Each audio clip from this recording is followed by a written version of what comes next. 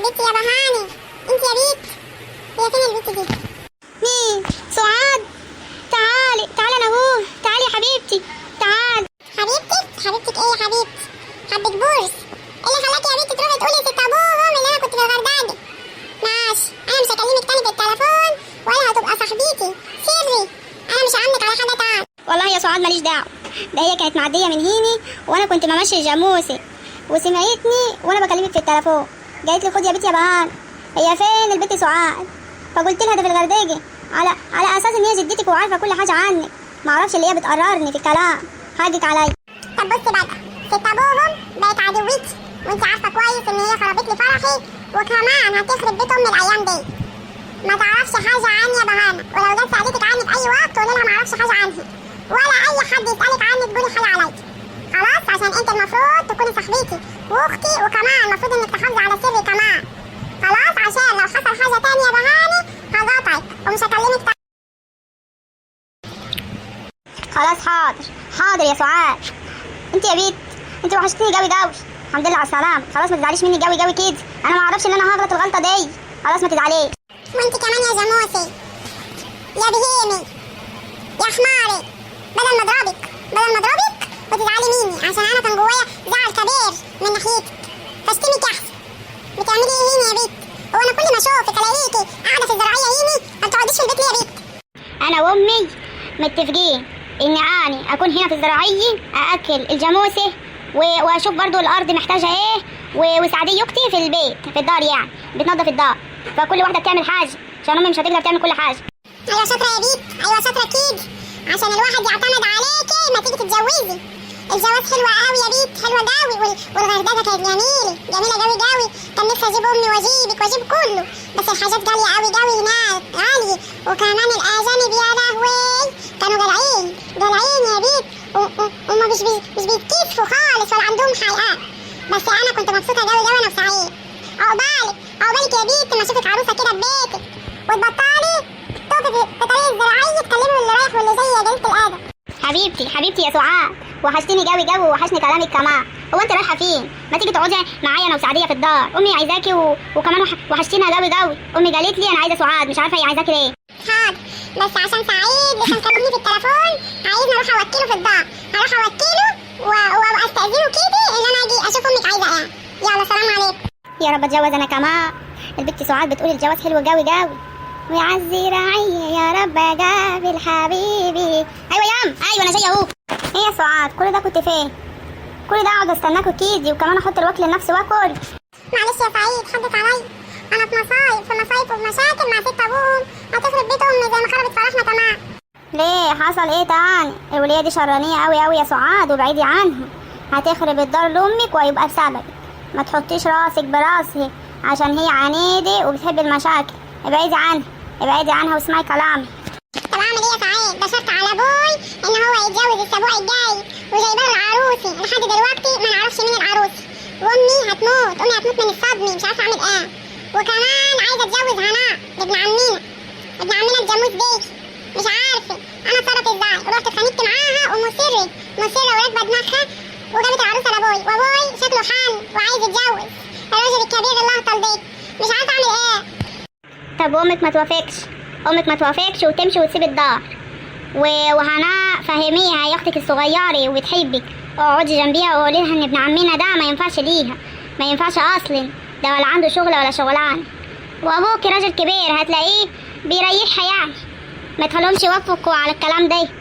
ما هي شرط الشروط دي يا سعيد، لو مش عملوها مش هتدي ابوي ورثوا من الدار وهتطردهم، ومفيش عندهم دار تاني يقعدوا فيه، فهيعملوا ايه؟ مسجاهم من ايديهم اللي بتوجعهم، وانا مش عارفه اعمل ايه، امي هتموت فيه، فانا تعبانه قوي يا سعيد ومش عارفه اتصرف ازاي.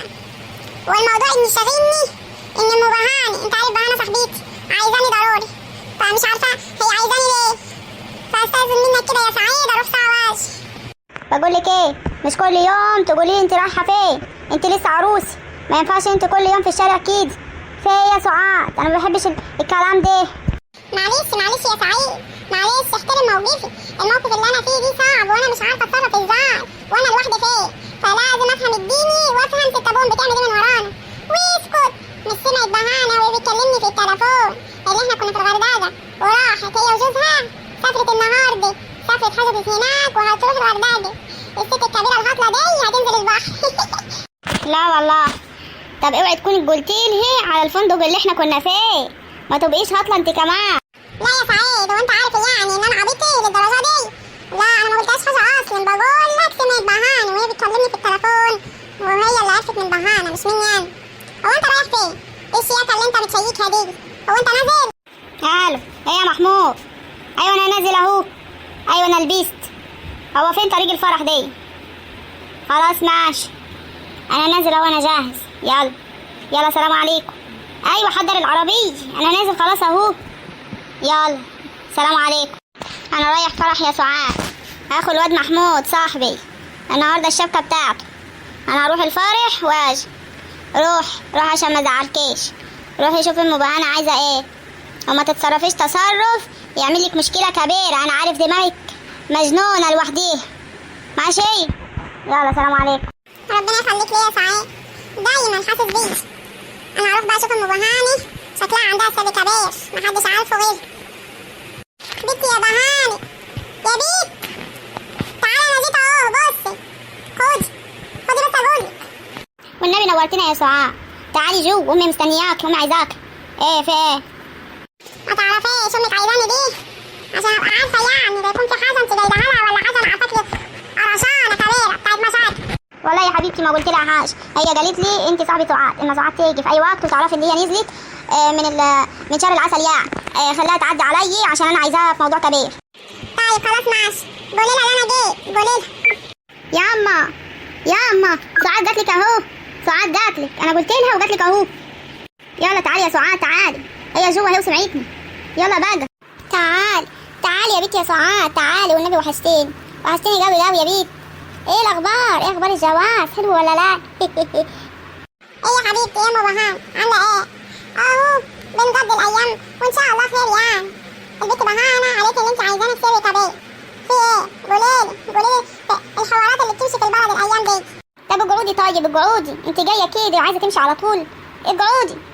يلا قولي بقى، ده انا قعدت اهو. يلا انا سامعاكي، يلا ده انت اللي جلبتني قوي. مفيش حاجه. بص، ست ابوهم الايام اللي فاتت جات لي هيني وسالتني على عروسي لابوكي، وانا بصراحه قلت لها معرفش حاجه، ومفيش احسن من ام سعاد، لحاج عبد الله. ايه اللي انت بتعمليه ده يا ست ابوه؟ اتخانقت معايا ودبت الباب ومشت. وبعدين انا عارفه اللي هي هتفضل ماشيه كده في خراب بيت امي. وبعد كده سمعت من ام اسماعيل اللي هي في البر اللي ورانا دي يا بيت، ان هي راحت لجمالات. عارفه جمالات اللي هي عندها 45 سنه، بس هي ما اتجوزتش. البنت جمالات دي ما اتجوزتش، يعني هي لسه بنت بنوت، بس هي ست كبيره يعني، فات عليها طريق الجواز. فهي راحت البنت جمالات دي واتقدمت لابوكي، ان هي عايزه تديها لابوكي يعني. انتوا تعرفوا الكلام ده؟ يا لهوي يا ام بهان، لا ما اعرفش حاجه عن الكلام ده. هي قالت لابوي ان هي شافت عروسه، بس انا ما اعرفش ان هي جمالات. ده جمالات حلوه قوي، وابويا لو شافها هيتجنن عليها. انا مش عارفه اعمل ايه ست ابوهم دي. هي على الحلاوه، هي جميله قوي، وطول عمرها بتتنك لحد ما قطر الجواز فاتهي، وما صدقت هتاخد الحاج عبد الله كبير البلد. فانا قلت اقول لك عشان تنبيه امك، ما تخلي امك يا بنتي تغضب وتسيب البيت يا بيت. وبتقول كمان اللي هي هتخطب للبنت هناء ابن عمها الجاموسه العجل دي اللي ما بيشتغلش ولا ليه اي شغلانه. ده خربت بيتكم على الاخر، انتوا قاعدين ليها معاها في الدار. هنعمل ايه يعني يا ام بهيج؟ ما انت عارفه الدار دي احنا مالناش غيرها، ما عندناش دار تاني. امي تروح فين بايه؟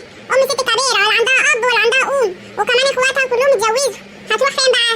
تيجي عندي وتخلي حماتي تعملي مشاكل كبيره، وجوزي كمان لسه عروسي. اعمل ايه؟ فهي يا عيني موافقه وساكته. ما انت عارفه امي غلبانه، ما بتعملش حاجه غير تكون ساكته وخلاص. بس انا لازم اتصرف، لازم اروح لجمالات دي واقول لها بعيد عن ابويا، بعيد عن ابويا، لا احط لها سم في الاكل اموتها. ماشي يا ام بهان، انا همشي بقى عشان اشوف هعمل ايه على الحوارات والمشاكل المجرفه اللي زي وشك. ربنا يعكر لك دمك زي ما عكرت دميني. سلام عليكم. ربنا يعكر لي دمي، ربنا يعكر لك دمك انت يا سعاد، ربنا يهديك انت وامك. انا غلطان اللي انا بقول لك على كل حاجه. يا لهوي، تعالي يا بنتي خدي الشنطه بتاعتك يا بنتي يا مجنونه، البنت شكلها اتجننت. ربنا يهديكي يا ست ابوهم، خربت الدار وجننتي الناس. سلام عليكم.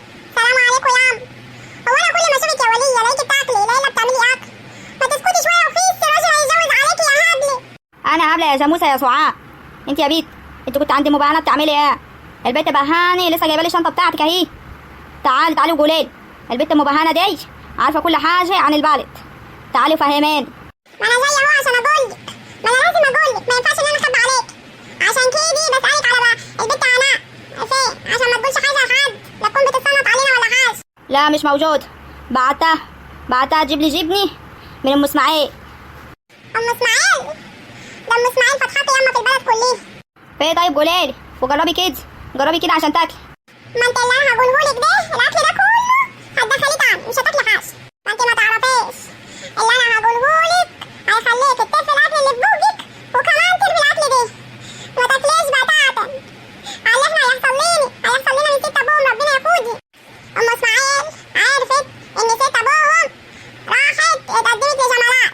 انت عارفه جمالات اللي فات عليها قطر الجواز يلاقي يدوس عليه عشان تتجوز ابوي، فات عليه عشان تيجي على اخر الزمن تتجوز الحاج عبد الله كبير البلد. شفت النسبه؟ جمالات لهفت البيشتي. ابوي هيظبط كده، هيظبط من الفرح، هيتجوز جمالات لهفت البيشتي. هو انت فتحت بوقك ليه كده؟ يا منطادي ما تخضنيش عليك.